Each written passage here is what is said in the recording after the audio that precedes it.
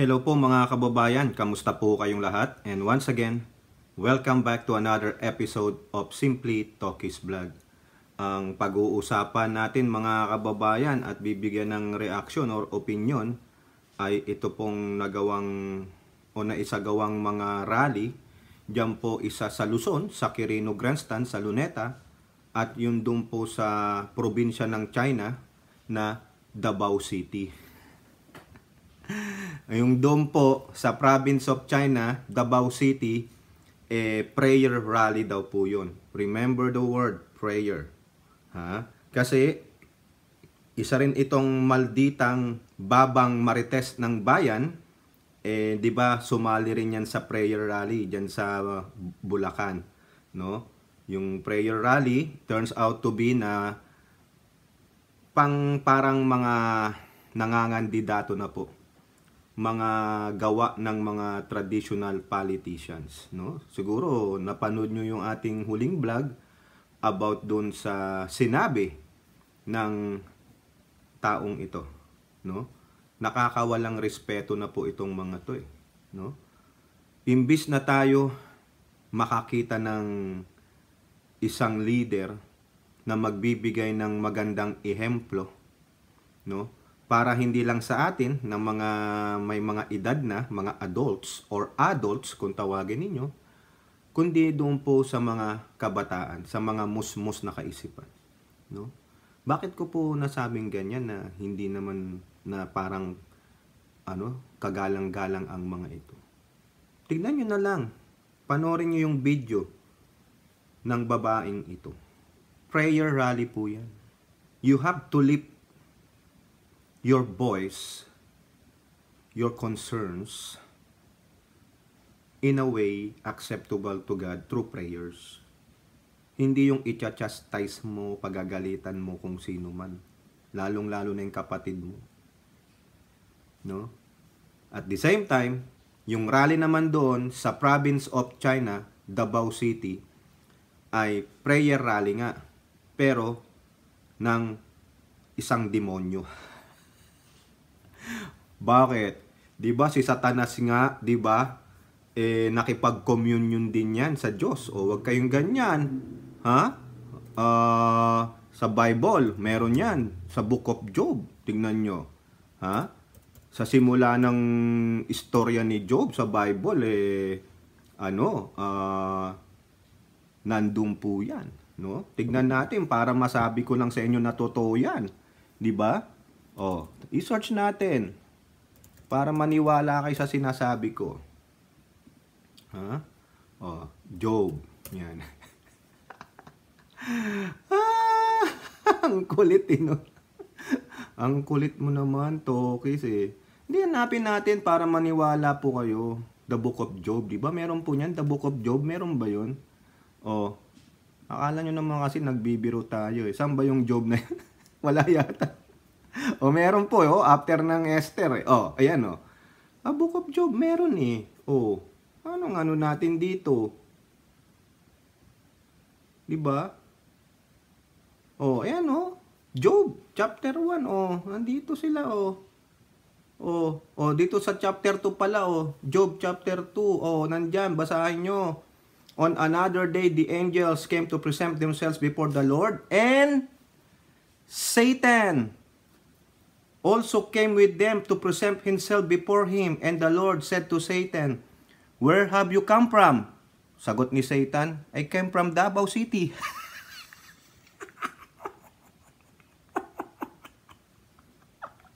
Sino nakita doon ni Satan sa Davao City? Ito. Di ba? Pero bago po tayo magsimula, tayo po ay magbibigay pugay sa lahat ng ating mga channel members. Dumarami na po sila. At yung iba po, kung gusto nyong magpa-member, mag-join, hindi po yan sa pilitan. Isa lang naman po ang selection nyo dyan. 99 cents. Kung di nyo naman po makita yung join button, kasi marami po sa mga Apple devices, wala po niyan, lalo na sa cellphone. Okay lang yan. Hindi kayo pinipilit, walang sa pilitan. No? Sa ating mga followers, subscribers, huwag nyo pong kalimutan i-subscribe din, no? Yung ating second channel na YouTube, nandiyan po. O, kita-kita niyo yung mga pagmumukha ko diyan. Hindi po yan nakaw na picture. Ako po yan. Ako lang naman to. Di ba? Hindi po tayo yung magnanakaw ng picture ng mga kung sino mang celebrity. No, hindi. No, ito, para sabihin yung totoong tao, si Tokis. Ayan. O, follow nyo po, no? Baka sakaling ipa-take down tayo nung alagad ni Taning. Sito. At si Tamilmil, di ba? O, doon po sa mga nagla-like at nagsishare ng ating mga videos. Maraming salamat po sa inyo. Doon po sa mga nagbibigay, nagsishare ng kanilang blessing sa pamamagitan ng super chat, super sticker, super thanks. Maraming salamat po sa inyo. At lubos po ako nagpapasalamat sa ating mga yung mga aktibo po, no, yung laging present sa ating video premiere, yung mga may mga moderatorship. Maraming salamat po at magaling po kayong mag-moderate, no. Thank you lalo na kay Miss Elora, si Elora Liz, no. Malaking tulong po 'yan sa channel natin. Minsan nagpo-forward po 'yan ng mga topic, no. Minsan kinukuha natin, minsan binabasa ko na lang, minsan kinokolate ko lalo na sa issue ng West Philippine Sea, no. Bibigay siya ng mga news articles, no. Shout out na rin po sa kanyang mother, si Miss Aurora, sa kanyang mga katrabahador diyan po. Maraming salamat po kasi sinasabi niya sa akin, nasa big screen TV daw pala ako. Naku, kailangan ko pong magpapogi pala. Kailangan kong magpa-facial. Magpa-stretching. Huwag lang magpa-botox. Katulad nito. Kati talaga ng baba ako, Elora, oh. Ang kati. Di ba? Oh, yun lang po, no? At doon po sa lahat, maraming salamat po. Pasensya na kung di ka ako nakakapag-reply sa mga comments ninyo, pero lahat po ng inyong mga comments na magaganda, nakakapagpataba po ng puso, no? So, we will keep on moving on hanggang sa hindi natin magagapi ang Satanas. Pero pwede nating boldjackin ng Satanas na alagad, na ito ay isang alagad. Ayan, di ba? Sabi ko sa inyo, tama ako eh. Oh, di ba? Basahin nyo na lang dyan. Job chapter 2. Where have you come from? Sabi ng Diyos kay Satanas. Punta akong Davao. Nanood ako ng prayer rally. Akala ko naman, prayer rally para sa'yo eh. Akala ko magdasal-dasal sila doon na ginuhugma ko ikaw, di ba? Oh. Sasabihin nila, ginuhugma ko ikaw, puong Panginoong Diyos. Hindi pala. Sabi na siguro ng Diyos kay Satanas, anong nakita mo? Anong napanood mo? Hindi naman nila ako napansin. No? Hindi nila ako napansin, katabi ko si Digong. Ito, sabi niya, katabi ko. Kasi sabi niya, lahat nung supporter niya, dalhin niya dun sa aking mansyon. Oh, di ba? Kaya katabi niya ako, hindi niya lang ako napansin. Kasi nakakonsentrate siya dun sa magandang chikakas. Babairo talaga ang kupal na ito, sabi siguro ni Satanas. Sabi ni Satanas kay Lord, believe ako dun sa alagad ko na yan, si Digong, no? Talagang prayer rally, pero hindi prayer rally para sa iyo, Panginoon, sabi niya. Bakit mo nasabi? Kasi panay po ang mura. Naging magalang si Satanas. Kasi alam mo, no? Panay ang mura niya. Panay ang mura. No? Tapos, sabi niya wala pa daw siyang tiwala sa gobyerno ni Marcos. Sino ba yung Marcos na yun? Sabing ganun. Sabi naman ng Diyos kay Satanas, hindi mo ba alam? Yan ang aking servant. Oh, di ba? Oh, paano nasabing ganyan, no? Ini-istorya ko ba? Kasi mamaya, maha-high blood tayo. Sabi ko sa inyo. O dito, sa chapter 2, verse 3. Di ba? Bakit ko nasabing servant? O, ito ang sabi ng Diyos kay Satanas. Then the Lord said to Satan, have you considered my servant Job? O, i-relate natin kay Pangulong Marcos. So, sabi ng Diyos kay Satanas, na-consider mo ba ang aking servant at itinalagang Pangulo ng Pilipinas na si PBBM? Sabi ni Satanas, hindi. Sabi ng Diyos, magaling yun, matalino yun. Maraming loyalist yun, supporter yun. No? Maski na binibira nung ate niya, yung buwakang ina dun. At nung mga minions niya, no? Pati nung alagad mo, na si Digong. At yung mga anak niya, binibira si PBBM ko. Pero, okay lang. Sabi naman ni Satanas, kasi, ano mo, pet mo siya, servant mo siya eh. O, anong gagawin mo? Sabing ganun, ano. Testingin natin. Di ba? O, ngayon, sabi ni Satanas kay Digong, sige, simulan mo na. Murahin mo na. Sige, sabihin mo na lahat ng masasama. Okay lang yan sa ate niya, mas kinanunood. Mas pinaninigang ka ng ate niya. Mas nakikinig ang ate niya kaysa sa'yo. Sige na, Digong. Murahin mo na. Tatawa-tawa lang yung kapatid niya dyan. Walang pakialam yan. Tinakwil niya ng kapatid niya. Tinakwil niya na. Ilabas mo na lahat ng baho ni Blengbong. Yung sinabi sa'yo lahat ng ate niya. Sige, umakit ka na, umakit ka na. Gamitin mo na yung tungkod mo. Ayan, ganyan. O, di ang nangyari. So, karamihan sa inyo siguro napanood na yan. Si Manang, yung ating Manang, no? Na taga Spain, hindi ko na po babanggitin. Kilala niya na yan, no? High blood po siya. Oo, na high blood si Manang. Muntik niya nang maubos yung lahat ng losartan niya. Hoy, Manang, wag mong laklakin yung losartan mo. Wala ka pang refill. Hindi ka pagbibigyan ng parmasya mo. Huy, sabi niya, hindi ka pa time mag-refill. Ganyan po sinasabi ng misis ko. Sabi ko, 10 piraso na lang tong losartan ko . O, bakit? I-refill mo na. Hoy, ubusin mo muna yan. Di ka pa nakaano sa queue namin. Di ba? Ganon. O, di umakyat si Digong. Pinaparo din natin mga kababayan. Pero katotohanan to ha. Kung makikita ko po yung video dyan sa FB, napanood ko kanina eh. O puntahan nyo si puntahan nyo. Hindi ko po pinopromote ito, pero napanood po namin ni Manang sa taga Spain. Sabi niya, Tukis, punta ka doon. Kay JDB. Si JDB Pro-Filipino. Yun yung channel niya. Nandun po yung video ni Digong.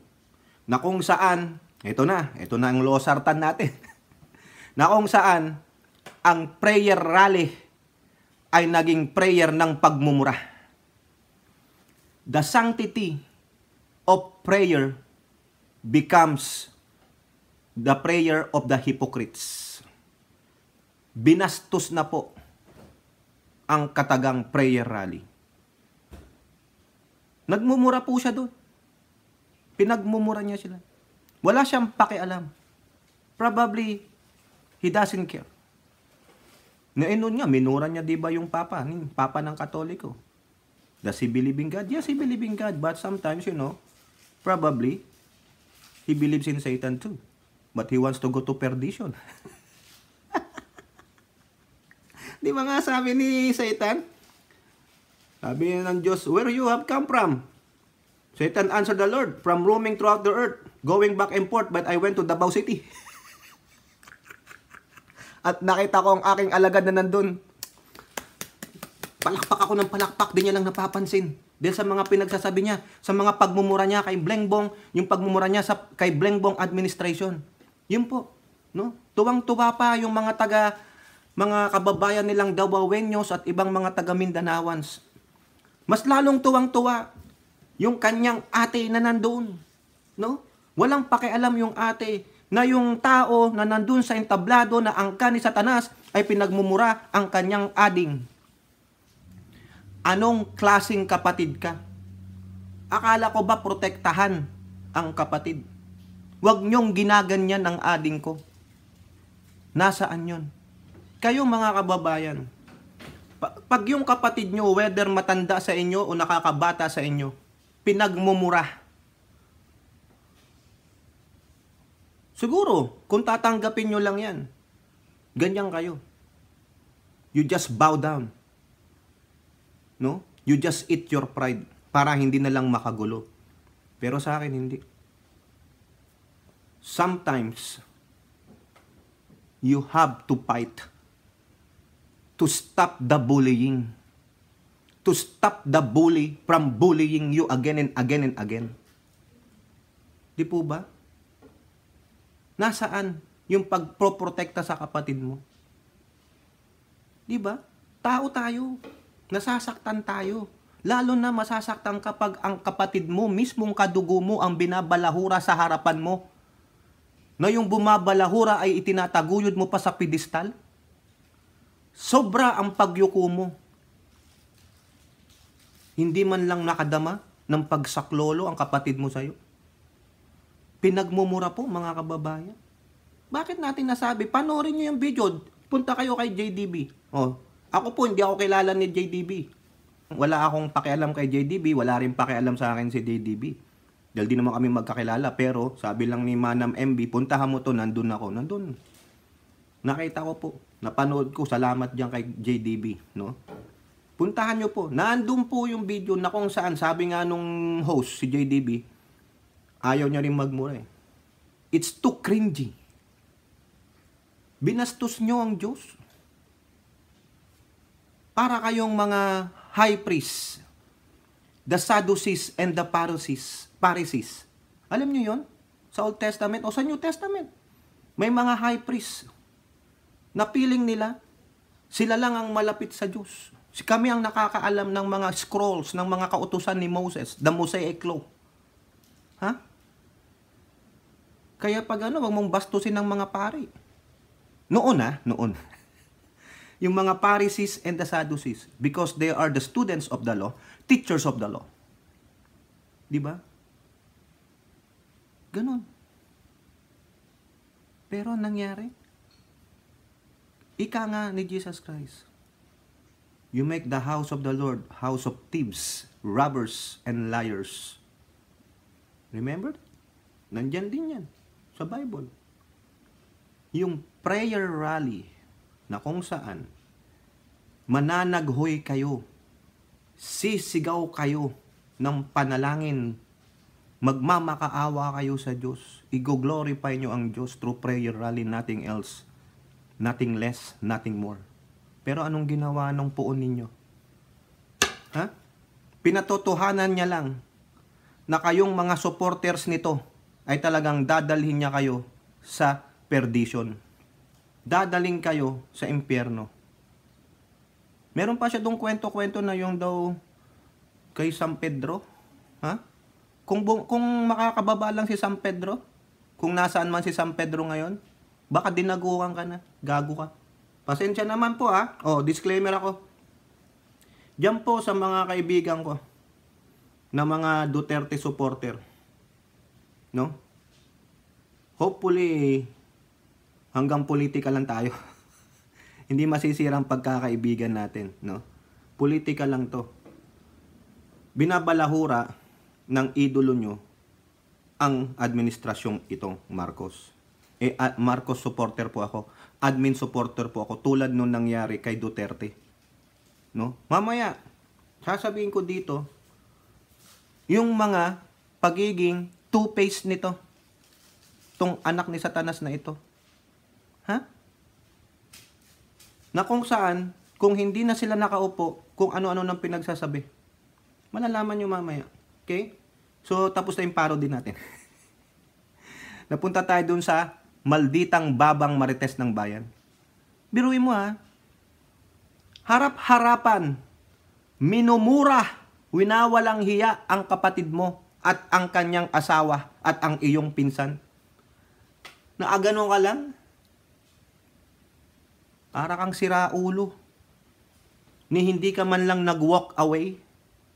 Talagang tinalikuran mo na ang iyong pamilya. Baka nga totoo, ha? Pasensya naman, baka naman totoo yung ipinakitang text message nito from her kay Amy. Sinabi pa na hindi siya anak ng ama ko sa dulo. O baka baliktad, baka ikaw ang hindi anak ng ama mo. Kung totoo man yan ha, kasi dinibunk na po yan ni JIL Review. Sir Ivan, shout out. Pinapanood ko yan araw-araw. Magaling po yan. Di po ba? Kung ako yon, mumurahin mo ang kapatid ko, mahal ko kapatid ko, I'll walk away. Abangan na lang kita sa labas. Murahin din kita. O magsapakan na lang tayo. Magsuntukan tayo. Di ba? Bakit hindi nyo sabihin ng harap-harapan yan kay Bongbong? Ha? Bakit hindi nyo sabihan ng harap-harapan niyan kay Martin? Kay Ninang Lisa? Yung dalawa, sinabi Bongbong at Martin lang, kala magbarkada. Pagdating kay FL Ninang, siyempre, respeto po sa kababaihan. Alam niyo naman, di ba? Respeto nyo yung kababaihan. Mga lola at lola natin, atis, ganyan. Pero pag yung mga lalaki, para lang kayo magbarkada niyan, inom-inom, tagay-tagay.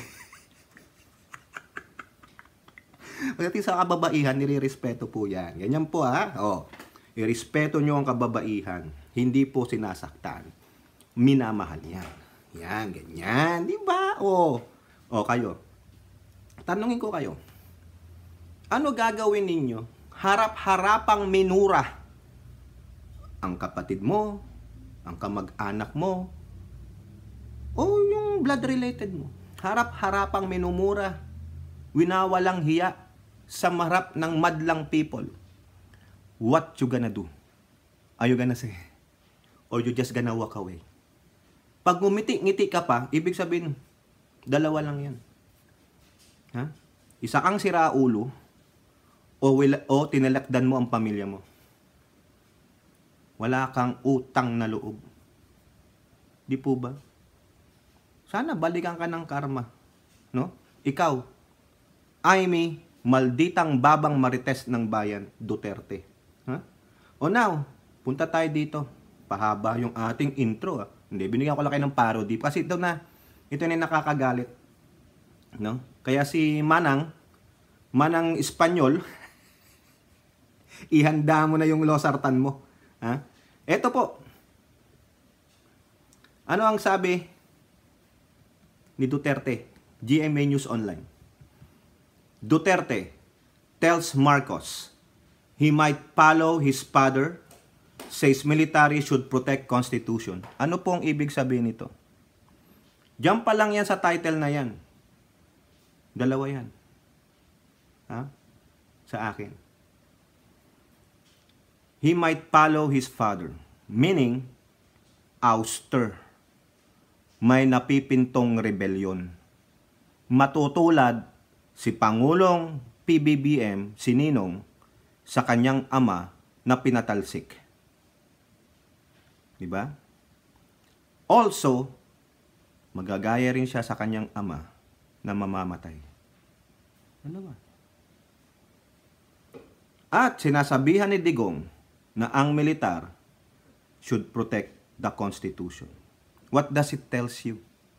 Even though hindi tuwirang sinabi ng anak ni Satanas ang pag-uudyok ng isang kudita or treason na masasabi, nagpapahiwatig siya sa ating militar. Ang tanong, makikinig ba ang militar sa kanya? Ano yung clout o power niya sa mga retired and current military personnel?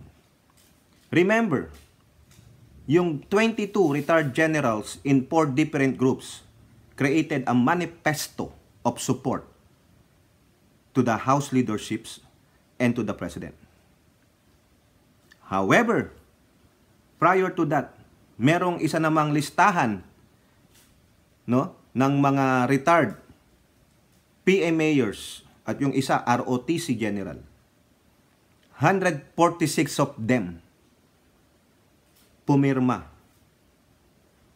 ng manifesto that they will support the Duterte. Now the question is, ano ang clout o power nila para maudyukan yung mga active personnel ng military? Si Browner, ikaw ang AFP Chief of Staff. Kay AFP Chief of Staff Acorda, sinong paniniwalaan ninyo? Alam natin, apolitical yung mga yan. Walang papanigan yan. Nasa gitna yung mga ating mga uniform personnel. Sa palagay ninyo, sino ang mas paniniwalaan nila? Yung sinasabi ni Duterte o yung current administration ngayon? Bakit biniblame si Pangulong Marcos? Ang prayer rally nila is about charter change. Mamaya, sasabihin natin ito. Ha? About the People's Initiative. Ayaw daw nila yan. Okay, granting. Pero paano napasok dyan ang Pangulong Bongbong Marcos? Dahil na rin sa kanyang malditang babang marites na ate. Ito ang tunay na ulupong. Sa aking opinyon lamang isa ito sa mga puting ahas ni Hitad. Dahil alam na alam niya ang galawan ng Malacanang at siya ang nag-i-squill ng mga executive session. Sa kanyang yung text message niya daw kay Hitad, pinakita doon na sinabi ni Amy na during na nag-meeting ang Pangulo together with the House leaderships o yung Congress, yung House and the Senate, there is an executive session. Executive session. Hindi pwedeng ilabas yan unless otherwise it is authorized, no, na isa publiko yung usapan. Remember, yung sa Senate, ito na topic natin to eh. Di ba nagkagulo sila dahil may nag-leak ng pinag-usapan nila sa executive session? Sino yun? Hindi na nila nilabas kung sino, pinaimbestigahan pero wala nangyari. No? Anong resulta ng investigasyon ni Binay? Wala. Siya ang na-assign dyan eh. O now, with the text message of Amy Marcos to Hitad, pinapakita, sabi, executive session yun. Sino nag-leak? Si Amy. Siya ang isa sa mga puting ahas na nakapalubot dyan. Siya ang isa sa mga demonyo na sinasabi niya na nakapalibot dyan sa Malacanang. May access siya sa lahat ng information sa Malacanang. Meron siyang naiplantang mga ulupong niya dyan. Kaya hindi ka nagtataka, bakit nakakakuha ng impormasyon tong buwakang ina nito? O ito, punta tayo dito sa balita na ito. No? Former President Duterte on Sunday blasted the People's Initiative to amend the Constitution, accusing the Marcos of trying to perpetuate themselves in power and calling President Bongbong Marcos bangag. O bangag daw. Alam niyo na ibig sabihin ng bangag? Tumira ng pinagbabawal na gamot. Hindi ko na dito iaalod yung pulburon. Kasi pag-iisipin nyo pang pulburon, kaduwagan yan eh. Real talk. Adik sa pinagbabawal na gamot. Sabog sa pinagbabawal na gamot. Papulburon-pulburon pa kayo. Mga duwag naman pala kayo eh. Eh pag sinabi kong pulburon, ano isipin nyo? Isipin nyo yung pagkaing pulburon. Hindi po ako ganun. Diba? Tapos sila, pakita ng pulburon. Eh may alam naman pala kayo. Bakit hindi kayo nagsuplong sa batas? Bakit hindi nyo yan gamitin pang impeach? Nandiyan naman si Pulong Duterte, gamitin nyo. Ikaw, Digong, gamitin mo. Magpasa kayo ng articles of impeachment because sinasabi nyong bangag, adik sa pinagbabawal na gamot si Pangulong Bongbong Marcos. That's impeachable offense, betrayal of public trust. Bakit hindi nyo gawin? Bakit nyo diyang ginagawa sa madlang people? O better yet, sugsugan nyo yung mga Dabawenyos na mag-file ng article of impeachment. Nandyan si Alvarez. Diba? Patunayan ninyo. Ang ginagawa nyo is selling a narrative to sway the people to believe you. Pero wala kayong mapakitang ebidensya eh. Diba? Ito, he accused Marcos of being a drug addict and said what happened to his father, Ferdinand Sr., who was ousted from power in 1960 by the People Power Revolution, might happen to him as well. Okay? Do it. Do it. Hinahamon natin sila. Do it and do it fast. Take a chance. Diba? Gamble. Hindi sa salita lang. Di ba sabi nyo may isang salita kayo? Gawin nyo. Nasabi nyong bangag ang Pangulo, gawin nyo. File an article of impeachment. O di kaya, do the People Power Revolution. Ano, EDSA 4, do it. Do it na. Di ba? O ito pa, makikita nyo kung paano siya kagago. So anong klaseng presidente ka? O anong klaseng mayor ka? Ito, Konsentidor ang kupal. Di ba? Yan ba ang dapat nyong ituro sa mga anak nyo, sa kabataan? Na maging konsentidor? Dahil ano? Kaibigan ko siya? Kumpare ko siya? Eh di wala rin. Isa ka ring traditional politician.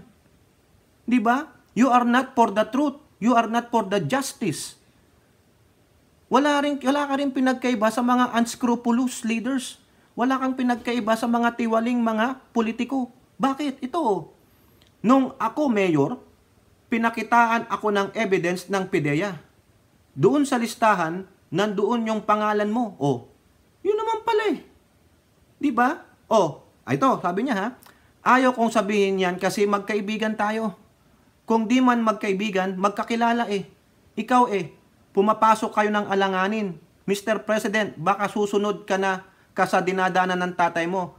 Diyan ako takot, ayaw kong mangyari sa'yo. Yan, ako lang nagmamakaawa kasi it will divide the nation of Tonugo itong panahong ito.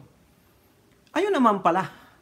Bakit hindi mo yan ginawa, no? Nung ikaw ay presidente na? Bakit nung mayor ka rin, hindi mo in-advise ang PIDEA, hulihin ninyo? Kung meron kang prinsipyo na para ka sa bayan, na para ka sa katotohanan, at sabi mo, di ba, galit ka sa mga, yung nagdodroga. Galit ka sa droga. Nung sabi mo, nasa listahan siya. Ano siya? Drug lords. Oh, bakit hindi mo pinahuli? Ano ang sabi ni Amy? Kung para sa bayan, walang kamag-anak. Oh, Amy, ano nangyari dito? Yan ba yung iniidolo mo? Konsentidor? Nasaan? Akala ko ba idolo mo si Digong? Kung para sa bayan, walang kamag-anak. Bayan ang pinag-uusapan dito kung nasa drug watch o list ng PIDEA si Pangulong Bongbong Marcos noon, nung mayor pa si Digong, bakit hindi hinuli ng PIDEA? Bakit hindi pinabi ni Digong, hulihin nyo to? Bakit hindi niya sinami kay Amy, walang kamag-anak, walang kaibigan? Ganun ba? So, ibig sabihin, pagka mag-anak, tablado. Pero pagkaibigan, kakilala, tulad ni Amy kay Digong, no? Pwedeng saluhin, salbahin, ganun. May selection process, may category. Di ba? Ano yun? Two-face. Wala ring paninindigan because why? Sana hindi na naging presidente pa si Bongbong. Sana nakakulong na ito o natukhang nyo na. Para wala na kayong problema. Sana ang nakaupo ngayon ay either si Amy or si isa sa mga anak mo. Tama, mali. Tapos sasabihan mo kami, Amy, na iniidolo mo si Digong. Protektahan mo si Digong na maging konsentidor. Konsentidor na hindi may paliwanag. Sabihin sa anak, oy, paliwanag mo tong 51 billion mo. Sabihin mo dun sa anak mong BP na ipaliwanag mo itong confidential mo para wala na tayong usap-usapan, hindi na tayong pag-usapan kasi pangalan natin ang nakataya dito. Tapos sasabihin nyo may isang salita, may prinsipyo. Di ba sabi ni Sarah, prinsipyo lang ang meron kami. Anong prinsipyo nyo? Nasaan dito? Nasaan? Nahuhuli kayong nagsisinungaling kayo. Nahuhuli kayo na mga pretentious kayo. Hypocrites. Di ba? Matuwid, maprinsipyo para sa Pilipinas, unahin ang Pilipinas para sa bansa, walang kamag-anak. Yung pala hanggang kamag-anak lang, hindi pala kasama ang kaibigan, kakumpare, kumare, inaanak, panyero, panyera, kamag-anak lang ang tatablahin pagdating sa bayan. Pero pag iba na, ay pwede nang saluhin yan. Areglo na lang. Nasaan ang prinsipyo mo? Dating Pangulong Duterte. Tapos ipangangalanda ka ng anak mo, prinsipyo lang ang meron kami. Dahil with you guys, F you. Diba? Sana, diba binanggit mo na nung presidente ka kung matapang ka para hindi na naging presidente ulit si Pangulong Bongbong, hindi na binoto ng mayorya. Na? At dapat sinabi mo rin sa anak mo, nak, huwag kang makialyado dyan. Adik yan, drug lords yan. Diba? Tapos ngayon, sa prayer rally yung mga demonyo, sasabihin mo ito? Now, who will believe you? Nasaan na yung kredibilidad mo? You are flip-flopping. Di ba? Flip-flopper ka. Sabi mo, dun sa ICC, naalala to sa press con niya dyan sa Davao, yung ICC issue, walang kinalaman si Marcos. Yung sa bawal na gamot na sumisinghot na video, wala rin yan. Pero pagdating dito, o nasaan yung listahan ng PIDEA, ilabas ninyo ebidensya. Yung hindi doktor, hindi forge. Diba? Too late to be hero kayo dito. Kasi bakit? Too late to be hero kasi wala nang credibility. Walang credibilidad, hindi credible. Because of their what? Traditional politicians' way to destroy the credibility of their opponent. Pero ngayon, mga kababayan, majority doesn't believe them. Because iba yung sinasabi sa una, tapos iba naman mapapatunayan mo na iba rin naman palang gusto nilang gawin. Flip-floppers. Sabi nila, hindi tatakbo sa next election. Sabi ni Rene Digong yan, matanda na ako, wala na akong ambisyon. Pero dun sa speech niya, nagbago na naman. God's plan? Do you think it's God's plan? Ay, naku, pwede nga lang magmura dito mga kababan. Ayoko na magmura F yun na lang. Do you think it's God's plan? No, it's the devil's plan. Freaking morons. Diba? Tapos sasabihin pa, naaawa daw. Naawa pa kayo niyan, Kayo pa ang pabiktim. Diba? Sumusobra na tong mga kababayan, mga palalo Diba? Wala namang ginagawa sa kanilang Pangulo. Kasi bakit? No? Kasi inuudyukan nito ng kanyang kapatid na si Amy Duterte. Ang laki ng pagkainggit nito. Feeling niya she is her brother's keeper. Sinabi ko na yan sa previous vlog ko. She feels that I am my brother's keeper. I have to micromanage everything he does because I am older than him. Hindi po ganon. Intindihin mo, senador ka. Presidente yon. No matter what. He still holds the highest position in the land. Now you want to covet it? Covetous ka pala? Di ba? Dutertes and Imes are, how do you say that? Covetous? Yung covet, yung sabi sa Bible, do not covet. Do not covet thy neighbor's wife. Ibig sabihin ng covet, pag nasaan. And later on, agawin. Diba? Because of what? Lust and jealousy. And envy. Diba? Yung sabi sa Catholic, yung nine ng kasalanan, lust, jealousy, envy. Diba? Nandun lahat. Categorically, nandun lahat kay Amy. That's why she's doing this. Bitter na bitter pa siya sa kanyang sister-in-law. Ano ang endgame ni Amy? No? Gusto niyang ipahiya ang kanyang kapatid, lalong-lalo na ang kanyang sister-in-law. Kumbaga sa kanya, you don't have the right, no, na pagmanduhan kami, lalong-lalo na kay FL Lisa. Asawa ka lang ng kapatid ko, hindi ka Marcos. Tulad ng sinabi niya kay Martin, bakit Marcos ba siya? Because of Amy, that's why these Dutertes are saying that. Saan nang gagaling yan? Sa kanya. Diba? Nilabas niya nga yan sa movie. It's all about her. The narcissistic attitude, yung makasarili, selfish. Akala nyo, pasad niya lang dyan yung patwitams-twitams niyan. Maldita yan. Tingnan nyo, basahan nyo yung history niyan. Diba? Akala niya, panganay siya. She wants to control everything. So what? Ano siya? Diktador. Authoritarian. Diba? Gusto niya pang maging pangulo. Diba sabi ni Sara Duterte? Yung kanyang decision ay base sa sasabihin ni Amy. So therefore, sinong kumukumpas kay Sara Duterte? Di si Amy. Kala nyo si Gloria? Baka si Gloria secondary lang yan. Asan si Gloria during that rally? Nandoon sa Quirino. Hindi natin alam kung ano rin ang endgame niyan. Di ba mga kababayan? Tapos itong si kampo ni Satanas has the audacity to tell that military should act. Ha? Tingnan nyo to. Ha? Inaalod nila.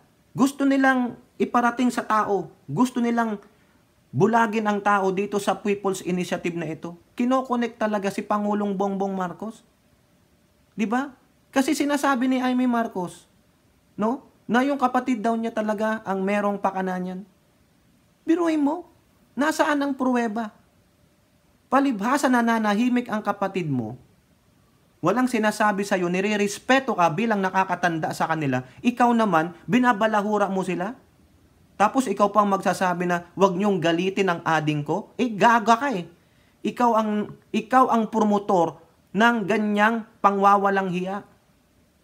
Di po ba? Ito sabi niya, para daw pong pinupush daw ni Pangulong Bongbong Marcos itong People's Initiative to strengthen the Marcos hold on power.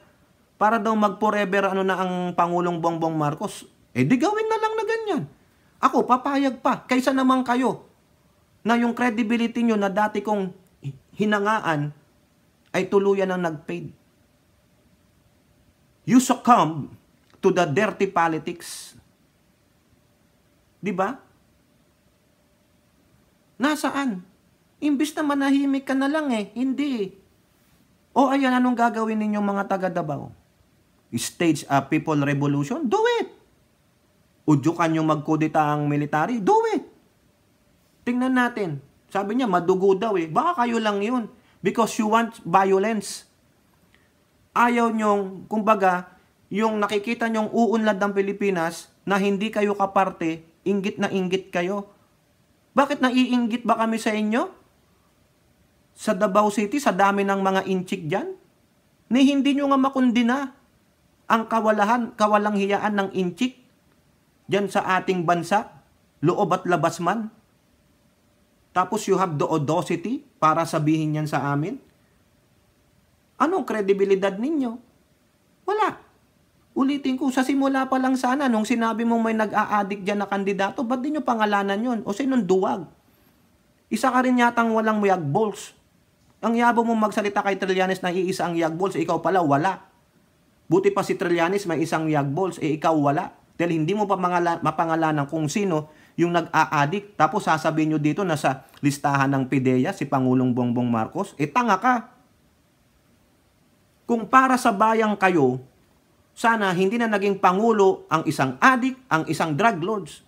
Konsentidor ka dahil kaibigan, magkakilala. Walang ganun. Kung para sa bayan, wala, tabla lahat. Wala ka palang yagbuls pretending to be brave, pretending to be for the people, pero hindi pala. Para lang din sa mga kapag-anak, para magkaroon ng pabor, in return of favor, in the future.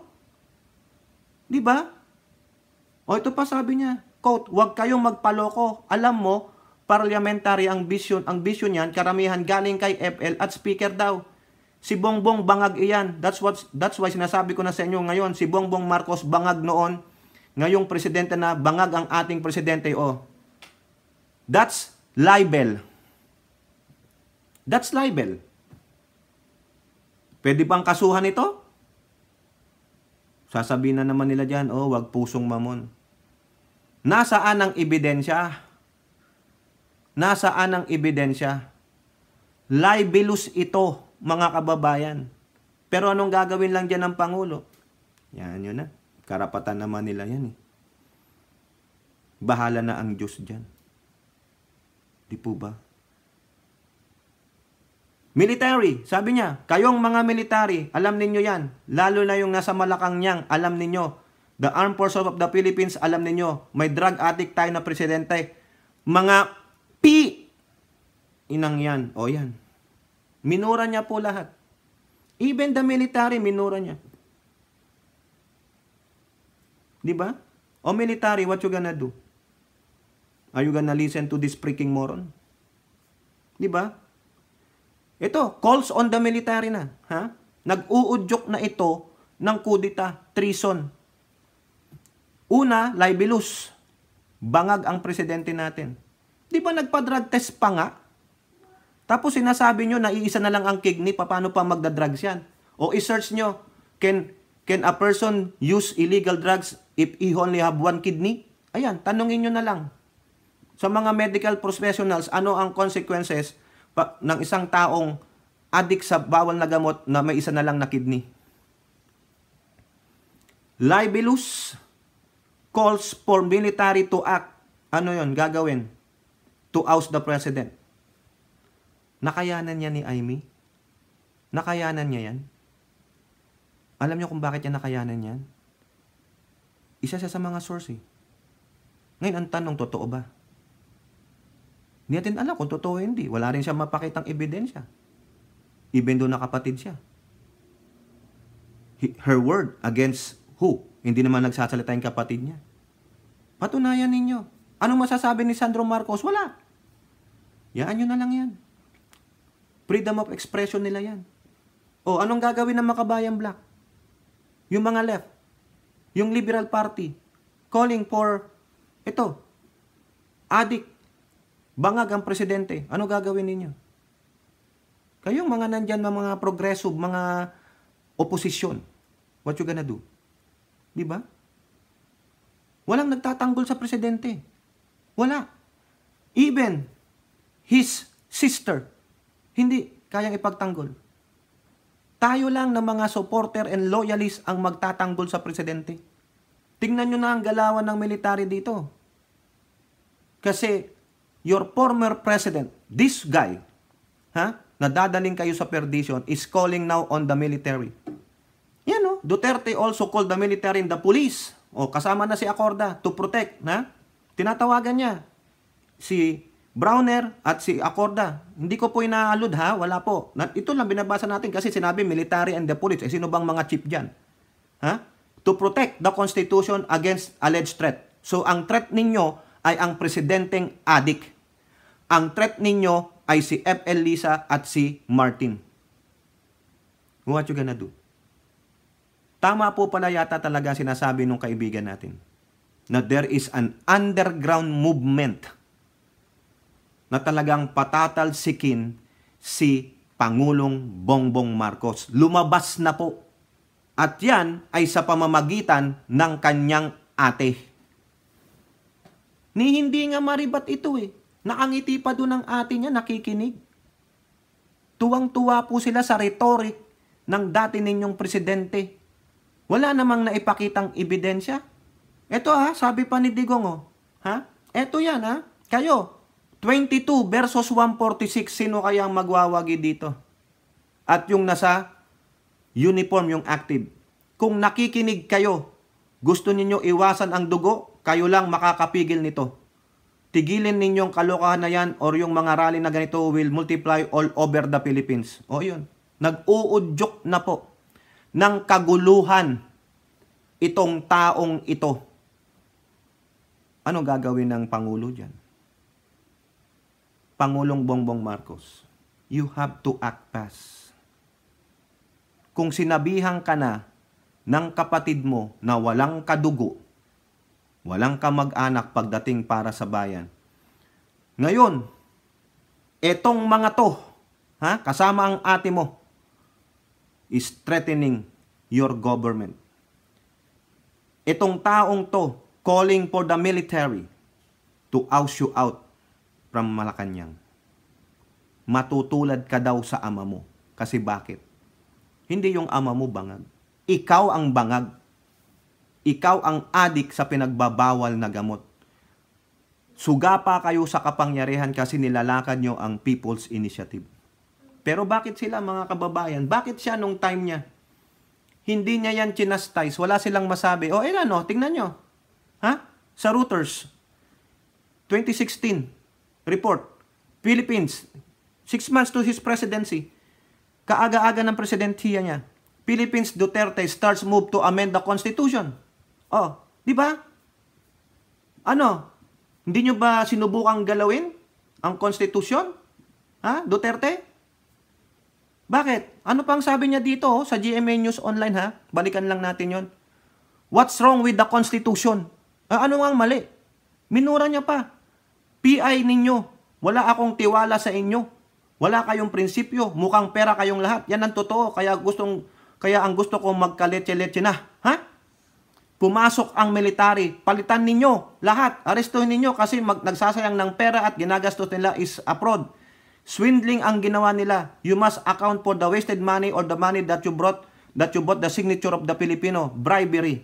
Kaya ang gusto ko, pag nagkaletse-letse na, pumasok ang military. Ayan. Paano gusto niya magkaletse-letse? Yung sabi niya kanina, magkakaroon ng malawakang rally. They are now the number 1 opposition. Natalbugan na po nila yung Liberal Party. Palitan ninyo. So, mag-antabay tayo. Tignan ninyo, middle of the year daw, tanggal na si Pangulong Bongbong Marcos. Kasi, bangag, nagsusulong ng People's Initiative, hayok sa kapangyarihan, hayok sa paggastos ng pera pagnanakaw. 3 issue. At, ano daw ba ang mali sa Constitution? Ibalik natin sa kanyang tanong. Ano nga ba ang mali sa Constitution, Pangulong Duterte, nung time mo? Ayan o, Reuters. Ha? Pangalawa, ABS-CBN. No mention of federalism charter change in Duterte Sports Zona. Ika-4 na zona. Pero the previous years, pilit nilang binabago ang Constitution. 3 years into his term, however, Duterte changed his tune on federalism and instead said he wants a change in the Constitution. O, di ba? Ikaw din, nagsusulong ng charter change. Federalism pa nga eh. O, ano nangyari? Tapos pagdating dito, kay Pangulong Bongbong Marcos, na ang gusto lamang ay economic provision, pero kayo ginagatungan nyo ng ginagatungan ng sobra-sobra, bawal na. Tanggalin na siya. Kunin na ng military bago pang magdanak ng dugo. Di po ba? Kayo ang instigator. Dahil hindi nga kayo nakaupo sa pwesto, kayo ang gahaman sa pwesto. O sino pa mga kababayan? O ito, kaalyado to. Ha? Ng mga Duterte. Ay, ano sabi? Robin Padilla, GMA News. Ito lang, December 14, 2023. Robin Padilla files resolution amending political provisions in 1987 Constitution. Remember that 54 senators? The term limits o the term expansion of those legislative and executive? O bakit hindi mo murahin si Robin? Fierce advocate of charter change. Bakit hindi mo siya murahin? Bakit hindi ka mag-PI sa kanya? Dahil nga sa udyok ni Amy Marcos. Ito, yung demonyo. Di po ba? Siya ang bumubulong. Siya ang puting ahas. Kayo nagsasabing di ka naniniwalang puting ahas si Amy? What have she done now? Wala naman siyang maipakitang ebidensya. Just yung lip service. Sell out po siya. Yung sell out, it's a slang word ha. Tignan nyo yung definition ng slang ng sell out. Binenta niya ang prinsipyo niya para lang sa Duterte kasi mas naniniwala siya kay Digong. O ngayon, ano ang prinsipyo ni Digong? Sinabi ko na sa inyo, mga kababayan. Kung may prinsipyo pala siya, maski na kaibigan, kamag-anak, kung sino pa yan, kung napatunayan mo, may listahan siya, nalasistahan siya ng mga drug list, o whatever crime he does, hindi mo yan kukonsintihin. You will turn over them to the authorities because may ebidensya, may malakas ang ebidensya na sila ay nagkasala. Tapos sasabihan nyo kami ng prinsipyo, may isang salita, FU. Di ba, mga kababayan? Tapos sasabihin mo, anong problema sa Constitution? Minura mo, pero ikaw, nung time mo, dapat minura mo ang sarili mo. Sabi mo na lang, PI na sarili ko.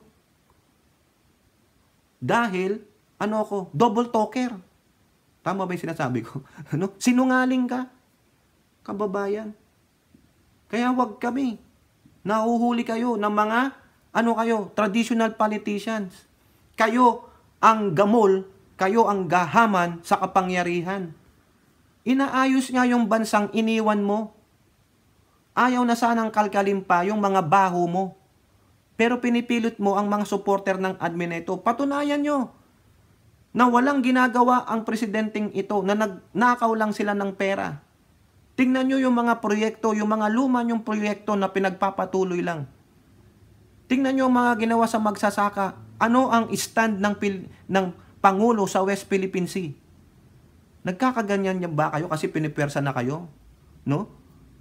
nakukulitan na ang China kasi hindi kayo nananalo.